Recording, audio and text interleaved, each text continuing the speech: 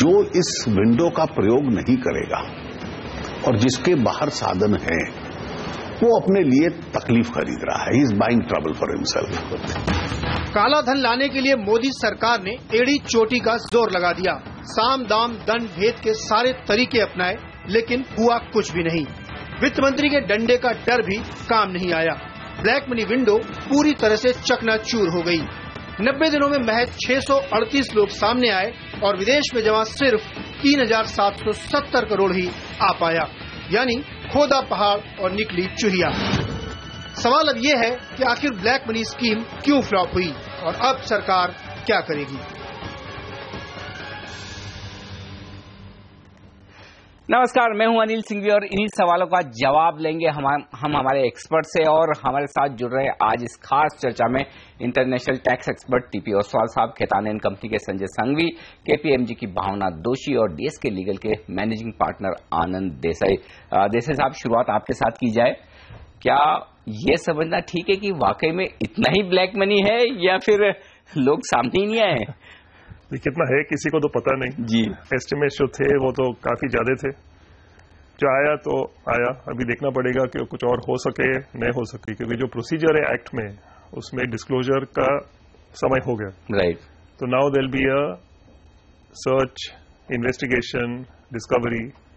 It's subject to appeal to CIT, it's subject and to tribunal, question of law to high court and then supreme court. Sir, बड़ी बड़ी बातें हुई थी इस बार की, और एक्चुअली सरकार ने अपनी तरफ से कोई कोशिश छोड़ी नहीं कि लोगों को डराया जाए और मजबूर किया जाए कि जिन किसी की भी विदेश में संपत्तियां हैं दिखाएं, बाहर लाएं, टैक्स भरें, साफ कहे, बाद में पेनल्टी बड़ी भारी भरकम लगेगी, जेल में जाना पड़ सकता है। इस तरह की बातें भी हुई, लेकिन उसके बावजूद डर नहीं है। इसका क्या कारण है? पर इतने साल से जो ये कर रहा है काम जी, डर तो था नहीं। हाँ। इतने साल से भी जब भी फेरा था तभी भी जेल का जाने का प्रोविजन था, कुछ हुआ नहीं। तो I think there is a need people have felt in the past कि पैसा बाहर रखे। हाँ। अपने को वापस लाना है, उसमें काफी फैक्टर होते हैं कि उधर क्यों रखे, क्यों वापस लाए, और जो वापस लाए क्या क्या इम्यूनिटी मिलती है। ये इसमें काफी लोग को लगा कि जो इम्यूनिटी मिलने वाली है वो एडिक्वेट है कि नहीं। एक दूसरा जो टैक्स रेट लगा था 60%, 30+30, वो भी काफी लोग को लगा होगा शायद ज्यादा है, क्योंकि कोई कोई देश में काफी कम रख के फुल इम्यूनिटी देके सक्सेसफुल हुआ है स्कीम, ऐसा ही स्कीम। तो भी जो गवर्नमेंट का प्लान था वो अभी इम्प्लीमेंट होने वाला है, वो देखेंगे कैसा होता है।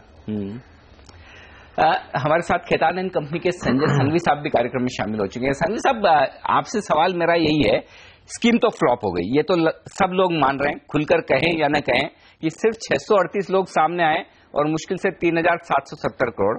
ये तो बहुत ही छोटा अमाउंट, शायद सरकार ने भी जो वर्स्ट केस सिनेरियो सोचा होगा कि कम से कम आएगा, उससे भी कहीं कम, कहीं छोटा आंकड़ा है। क्या कहेंगे आप? क्या डर नहीं था या फिर लोगों में इतना कॉन्फिडेंस है कि हमारा कुछ बिगड़ेगा नहीं? हिंदी में ना संघवी साहब, आपको आवाज पहुंच रही है? इसके काफी कारण है, एक कारण नहीं है जी।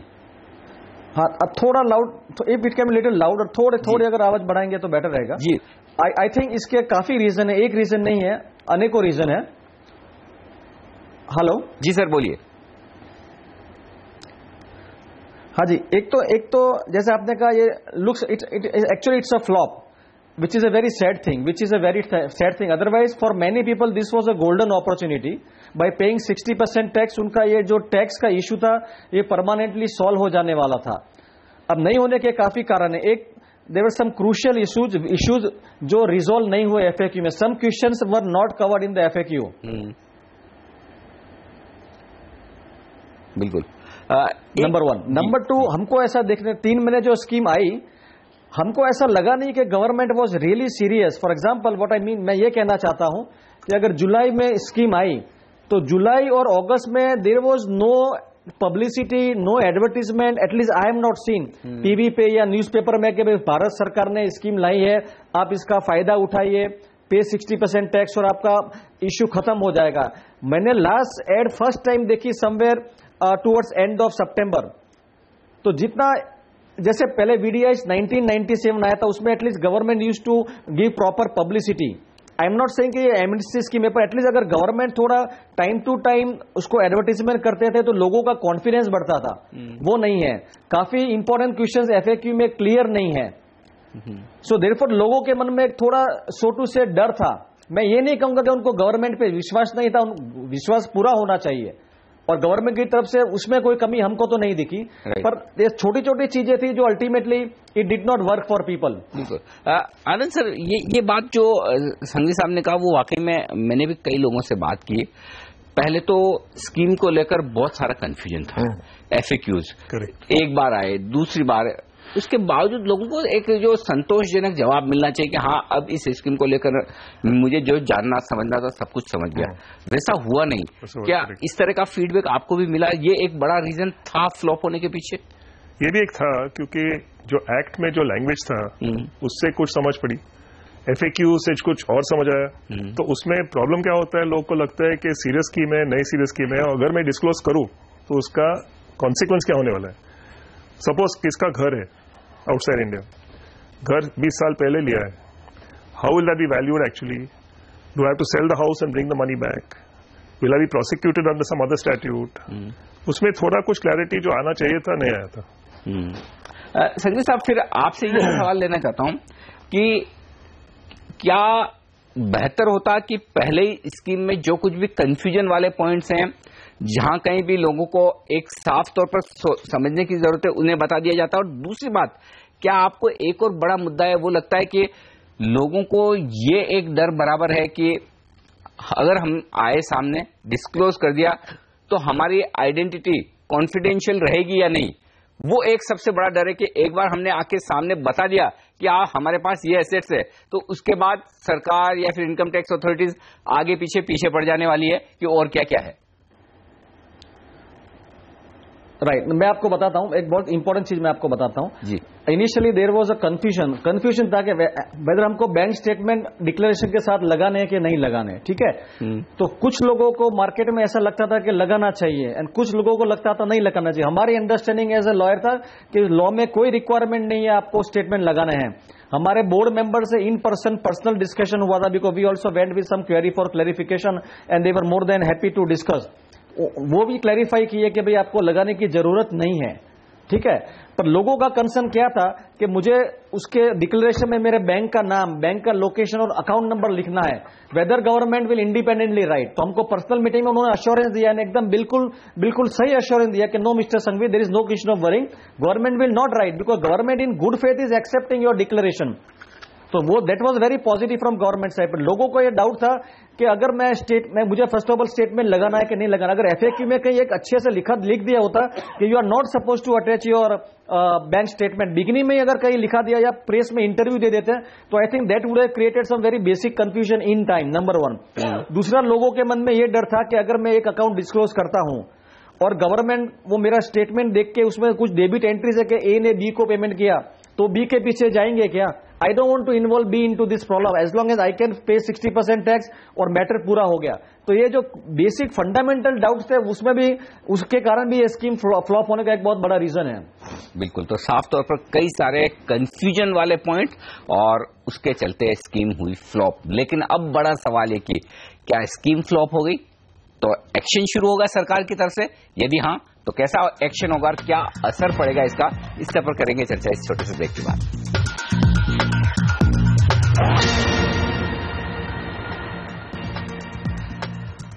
और ब्लैक मनी स्कीम खत्म हो चुकी है, लेकिन रेस्पॉन्स बेहद ठंडा है, कंप्लीटली पूरी तरह से फ्लॉप शो।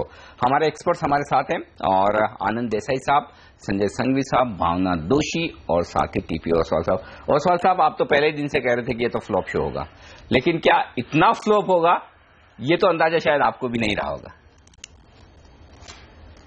नहीं, देखिए, इसमें फ्लॉप शो भी बोल सकते हो और सक्सेस भी बोल सकते हो। 2 ऑब्जेक्टिव अचीव हो चुके गवर्नमेंट के। एक तो जो पैसा विदेशों में जा रहा था वो रुक गया है, तो उस हिसाब से ये प्रोग्राम काफी सक्सेसफुल है। लेकिन जो गवर्नमेंट को उम्मीद थी कि पैसा आएगा और हम कुछ 15 लाख रुपया लोगों को डिस्ट्रीब्यूट करेंगे, वैसा कुछ होने वाला नहीं है। अभी 3,777 करोड़ 636 एप्लीकेंट ये तो एकदम सुपर फ्लॉप। 125 करोड़ के देशवासियों में इतने ही लोगों ने यदि स्कीम का एडवांटेज उठाया है तो इसका मतलब सुपर फ्लॉप आप जो कह रहे हो सही है। बिल्कुल। और इसके कारण यदि आप ढूंढेंगे, कारण देखेंगे तो वो इम्पोर्टेंट है, वो जरा देखने जरूरी है आपको। बिल्कुल।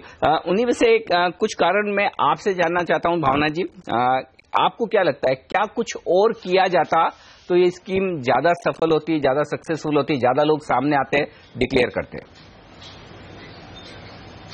अगर क्लैरिफिकेशन जो मिनिस्ट्री से आया वो 28 सितंबर को आया, 28 सितंबर को, अगर वो थोड़ा जल्दी आ जाता क्लैरिफिकेशन, और जो रिजर्व बैंक ऑफ इंडिया का क्लैरिफिकेशन आया फेमा के लिए वो भी ऑलमोस्ट एंड में 24 सितंबर को आया, अगर वो थोड़ा जल्दी आ जाता तो लोग थोड़ा सोच पाते कि ये क्लैरिटी है तो इस हिसाब से हम इस तरह से कर सकते हैं। और बाकी जो क्लैरिफिकेशन लोग एक्सपेक्ट कर रहे थे, जैसे कि सेबी का, कि अगर किसी ने इन्वेस्ट किया हो स्टॉक्स में और उसकी वजह से अगर सेबी का कुछ वायलेशन हो रहा है सेबी रेगुलेशन का, तो उसके बारे में अगर कुछ क्लैरिफिकेशन आ जाता तो दैट वुड हैव हेल्प्ड, अगर उससे थोड़ी मदद हो जाती, लोगों को थोड़ी सहूलियत हो जाती करने के लिए डिक्लेरेशन। यानी कि अब तो वो वक्त जा चुका है, आधी अधूरी स्कीम, बिना तैयारी के एक्सप्लेनेशन, स्पष्टीकरण जो कुछ आने थे देर से आए। संघवी साहब, सवाल आपसे, अब तो स्कीम बंद, क्या सरकार की तरफ से एक्शन चालू हो जाएगा? नहीं, वो सबसे बड़ा सवाल यही है कि अब जब स्कीम पूरी हो गई तो अब गवर्नमेंट का अप्रोच क्या रहेगा, मतलब वेदर वो पूरी तरह से अब लोगों के पीछे जाएंगे, they will activate automatic action information जो 2017-2018 से आने वाला है उसको एक्टिवेट करेंगे या क्या करेंगे। एक चीज मैं ऐड करना चाहूंगा, जो भावना बहन ने कहा और ओसवाल जी ने, अगर गवर्नमेंट ने 1 महीने के लिए भी, अगर 1 हफ्ते या 10 दिन पहले एक हिंट दी होती कि we are willing to extend by a month, और 1 महीने का अगर उन्होंने स्कीम को एक्सटेंड कर दिया होता, और ये 2-3 बैंक स्टेटमेंट का सवाल जो है, दूसरा अगर ए ने बी को पेमेंट किया तो बी के पीछे इन्वेस्टिगेशन नहीं करेंगे, ऐसे अगर वो क्लैरिफिकेशन दे दिए होते तो आई थिंक आज सीन कुछ दूसरा ही होता, इतनी बुरी तरह से स्कीम फ्लॉप नहीं होती थी। बिल्कुल भावना जी, ये बात तो आप भी सहमत करेंगे कि सरकार हर दिन लास्ट मोमेंट पर इनकम टैक्स रिटर्न भरने की डेट, टैक्स ऑडिट की डेट सब एक्सटेंड करती, लेकिन ये भी एक्सटेंड होती तो शायद ज्यादा बेहतर होता। यहाँ पर आनंद जी, फिर आपसे राय लेना चाहता हूँ, क्या कहीं कोई अब जो लोग स्कीम को लेट समझे हैं इन एक्सप्लेनेशन के बाद, इन स्पष्टीकरण के बाद, अगर वो अब करना भी चाहें तो क्या कोई रास्ता बचा है क्या उनके पास? एक्सटेंड करना पड़ेगा स्कीम, अभी तो बंद हो चुका है। अगर एक्सटेंड करे, आज सीबीडीटी ने किया है फॉर इनकम टैक्स फाइलिंग, ऐसे ये भी एक्सटेंड कर सकते हैं, अगर करे तो चांस है। ओसवाल साहब, क्या कोई 1%, आधा % ऐसा कोई चांस लगता है कि एक मौका मिले लोगों को? मुझे तो ये लगता है गवर्नमेंट स्कीम को एक्सटेंड करेगी।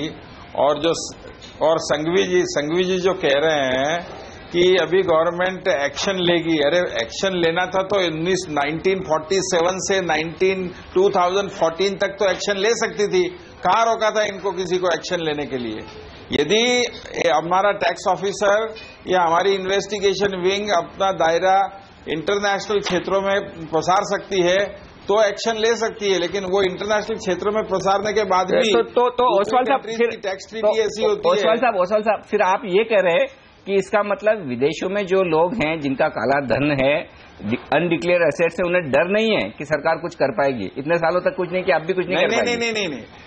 नहीं, देखिए 2 एग्रीमेंट हमने सही किए, उसके कारण थोड़ा लोगों में दहशत बैठी हुई है।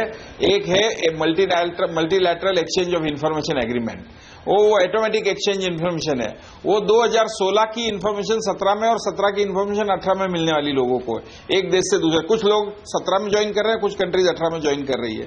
वो एक डर है लोगों को, यदि बैंक बैलेंस उनका या बैंकिंग ट्रांजैक्शन की बैलेंसेस पता चल गई इधर, तो उसमें एक्शन होगी, और जरूर होगी उसमें, इसमें तो कोई दो राय नहीं है। और दूसरा एग्रीमेंट है गवर्नमेंट का फाटका अमेरिका के एग्रीमेंट के साथ जो हमने किया है। जुलाई 2014 की इंफॉर्मेशन गवर्नमेंट ऑफ इंडिया को मिलने की उम्मीद है, और यदि अकाउंट में बैलेंस $50,000 से ज्यादा है तो इन दो एग्रीमेंट के कारण लोगों में जो एक टेंशन बैठा हुआ है, मेरे हिसाब से यदि किसी ने एग्रीमेंट क्लोज कर दिया है, अकाउंट क्लोज कर दिया है, ऑलरेडी अकाउंट क्लोज कर दिया है, उनको तो अभी ये गवर्नमेंट ऑफ इंडिया के पास यदि स्टोलन डेटा की जैसे कोई और इंफॉर्मेशन देता है तो ही एक इंफॉर्मेशन का सोर्स है मेरे, और दूसरे कोई कारण नहीं है कि गवर्नमेंट ऑफ इंडिया के पास कोई इंफॉर्मेशन आ सकती है। यदि नहीं आएगी और गवर्नमेंट ऑफ इंडिया इन्वेस्टिगेशन नहीं करेगी, लेकिन एक रेवेन्यू सेक्रेटरी ने कहा था हमारे लेक्चर में कि हमारे ऑफिसर्स दूसरे कंट्री के बैंकों में जाके कस्टमर्स की लिस्ट देख रहे हैं और वो इंफॉर्मेशन लेके आ रहे हैं। यदि कोई फॉरेन का ऑफिसर यहाँ आके हमारे बैंकों में जाके बोलेगा कि हमारे को आपके कस्टमर की लिस्ट दो, तो क्या हमारी बैंक देगी इतनी कॉन्फिडेंशियल इंफॉर्मेशन? ऐसे इस तरह से ऐसे कोई भी किसी को झोल देके हम समझाते लोगों को, पब्लिक को बेवकूफी मान रहे हैं, तो नहीं हो सकता है कुछ भी। इसलिए फ्लॉप तो हो चुकी है और अब उम्मीद भी नहीं करनी चाहिए कि इसमें कहीं कोई एक्सटेंशन मिले या फिर स्कीम में और पैसा आता हुआ दिखे। अब एक्शन तो शुरू होगा, कब से, किस तरफ और कितना, ये बड़ा सवाल है। इसका जवाब लेंगे हमारे चारों एक्सपर्ट से इस ब्रेक के बाद।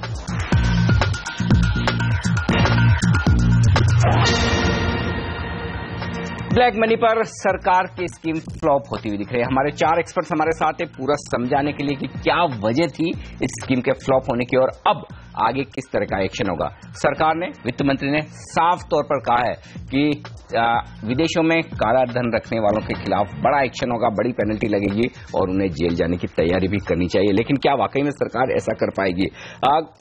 कुछ और मुद्दे हैं जिनकी वजह से शायद ये स्कीम फ्लॉप होती हुई दिखी। भावना जी, मैं कई लोगों से बात कर रहा था, उनका ये कहना था कि अगर हमारी कोई इमूवेबल प्रॉपर्टी है, कोई जमीन जायदाद विदेशों में है, अब सरकार ने सिर्फ दिया 90 दिन का वक्त, उसमें भी क्लैरिफिकेशन अंत में आए। अगर मेरे पास में कुछ प्रॉपर्टी है, उसे बेचकर मुझे 60% टैक्स भरना है, तो ये समय भी काफी कम था। क्या ये इस तरह के जो मुद्दे थे, इनको देखते हुए क्या आपको लगता है कि स्कीम का एक्सटेंशन होना चाहिए और क्या अब होना पॉसिबल है? होना मैं नहीं मानती पॉसिबल है, क्योंकि अभी एक बार क्लोज कर दिया है तो क्लोज कर दिया है। गवर्नमेंट वापस जाके अभी वापस उसको ओपन करना मुश्किल लग रहा है। पर जो पहले अपन बात कर रहे थे कि गोइंग फॉरवर्ड जो इंफॉर्मेशन गवर्नमेंट के पास आएगी, अभी उसी से उन्हें एक्शन लेना है। और अभी उन्होंने जैसे एक मीटिंग में फाइनेंस मिनिस्ट्री के ऑफिशियल्स ने कहा था कि अभी उन्होंने अपने ऑफिसर्स को हर एक कंट्री में पोस्ट किए हैं और वो ऑफिसर्स वहां से लोकल इंफॉर्मेशन कलेक्ट करते हैं। अभी हो सकता है कुछ इंफॉर्मेशन मिले, कुछ इंफॉर्मेशन न भी मिले, लेकिन कहीं से कुछ भी स्टोलन इंफॉर्मेशन कुछ भी मिल जाए तो कम से कम उनके पास कुछ इंफॉर्मेशन है। फिर उससे वो आगे इंक्वायरी करके कोशिश करेंगे ज्यादा इंफॉर्मेशन पाने की, और जो एक्सचेंज ऑफ इंफॉर्मेशन की इंफॉर्मेशन में जो इंफॉर्मेशन आएगी। और जैसे फाइनेंस मिनिस्ट्री के ऑफिशियल्स कह रहे थे कि अभी कई जो कंट्रियां हैं जो टैक्स हेवन है, वो उन्हें एक्सेस दे रही है उनके अकाउंट्स का। वो इंफॉर्मेशन पास ऑन नहीं कर रही है, लेकिन उन्हें एक्सेस दे रही है। तो वो एक्सेस से अगर उन्हें कुछ पता चलता है कि ये किसी का है या उसमें से किसी और का लिंक मिलता है डेटा माइनिंग से, तो शायद उससे वो कुछ इंक्वायरी करके आगे ज्यादा इंक्वायरी करके उनको कर सकते हैं, ओसवाल साहब मिला सकते हैं। जी ओसवाल साहब, कब से एक्शन शुरू होगा सरकार की तरफ से? जो सरकार कह रही कि नहीं भरा, नहीं दिखाया, नहीं डिक्लेयर किया, जेल में जाएंगे, ये पहला केस जेल में जाने का कब से शुरू होगा? कल से हो सकता है, इसमें क्या बड़ी बात है। यदि गवर्नमेंट को यदि किसी का पता चल जाए तो कल से एक्शन हो जाएगा। लेकिन सवाल यह है कि वो इन्फॉर्मेशन गवर्नमेंट के पास आवे तब। अभी ये देखिए, दो चीजें हैं, सर्च एंड सीजर होती है और गवर्नमेंट में कोई आदमी किसी के सर्च हुई है, उसने इन्फॉर्मेशन अपने घर में रखी है बहुत सेफ कस्टडी में, और वो मिल जाती है तो उसकी मौत है, बिल्कुल, वो तो बिल्कुल जेल में जाएगा। दूसरी बात, कोई अपने बीबी से झगड़ा कर लेता है और बीबी अपनी इन्फॉर्मेशन दे देती है गवर्नमेंट को, और ये अपने पार्टनर के साथ झगड़ा हो जाता है, वो अपने पार्टनर इन्फॉर्मेशन देते हैं गवर्नमेंट को, उनका एक डर रहेगा। और तीसरी बात है, एक्सचेंज ऑफ इन्फॉर्मेशन के कारण गवर्नमेंट ऑफ इंडिया को इन्फॉर्मेशन मिलती है तो गवर्नमेंट ऑफ इंडिया एक्शन लेगी, और तभी। लेकिन जो ऑफिसर्स हम कहते हैं कि हमने पोस्ट किए हैं 22 देशों में, क्या हमारे पास एक ऐसा कोई मैकेनिज्म है कि ऑफिशियली हम किसी की इन्फॉर्मेशन कहीं से ले लें? वो तो फील्ड इन्फॉर्मेशन इंक्वायरी करके गवर्नमेंट ऑफ इंडिया को रिपोर्ट दे सकता है, उनकी फीलिंग क्या है, उसके बाद गवर्नमेंट ऑफ इंडिया को एक्शन लेना पड़ेगा, दूसरी कंट्री को लिखना पड़ेगा। और हमारे कोई भी ट्रीटी में हमने फिशिंग एक्सपीडिशन परमिटेड नहीं है। जैसे मासेस की इन्फॉर्मेशन एक साथ हम मंगाना चाहें नहीं आ सकती है, ये मासेस की इन्फॉर्मेशन आने का तरीका सिर्फ ऑटोमेटिक एक्सचेंज ऑफ इन्फॉर्मेशन है, और इसके तहत जो इन्फॉर्मेशन 2016 की इन्फॉर्मेशन 2017 में आएगी, 2017 में उसको प्रोसेस करेंगे, 18 में फर्स्ट एक्शन होगा, जो भी होगा ऑटोमेटिक एक्सचेंज ऑफ इन्फॉर्मेशन के तहत, तो वो 18 में होगा। और जो कंट्री 18 में ज्वाइन कर रही है उसकी इन्फॉर्मेशन 19 में एक्शन होगा।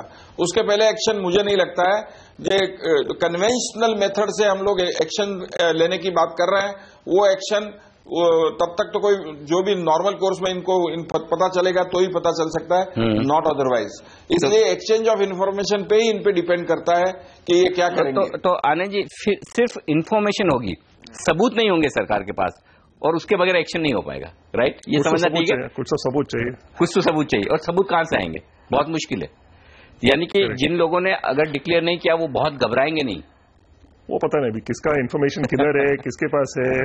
ओसवाल जी ने जैसा किया, कहा बीबी पार्टनर कोई, मतलब आपको कोई विश्वास वाला आदमी शायद इन्फॉर्मेशन दे दे। तो चलिए देखते हैं आगे सरकार कितनी कामयाब हो पाती है। पहले चरण में तो जो 90 दिनों का वक्त दिया था उसमें लोग आगे आए नहीं, बहुत ज्यादा काले धन का डिक्लेरेशन हुआ नहीं। किसी भी लिहाज से, किसी भी पैमाने पर देखना चाहें तो ये स्कीम फ्लॉप रही है। अब ये देखना होगा सरकार आगे किस तरह का एक्शन शुरू करती है उन लोगों के खिलाफ जिनकी एसेट्स अब भी बाहर है, काला धन अब भी बाहर है। इस खास चर्चा में हमारे साथ जुड़ने के लिए आप सब लोगों का बहुत बहुत शुक्रिया। टीपी ओसवाल साहब, आनंद देसाई साहब, संजय संघवी साहब और भावना दोषी जी हमारे साथ जुड़ने के लिए। इस खास शो में मुझे दीजिए इजाजत, बने रहिए हमारे साथ CNBC आवाज पर। नमस्कार।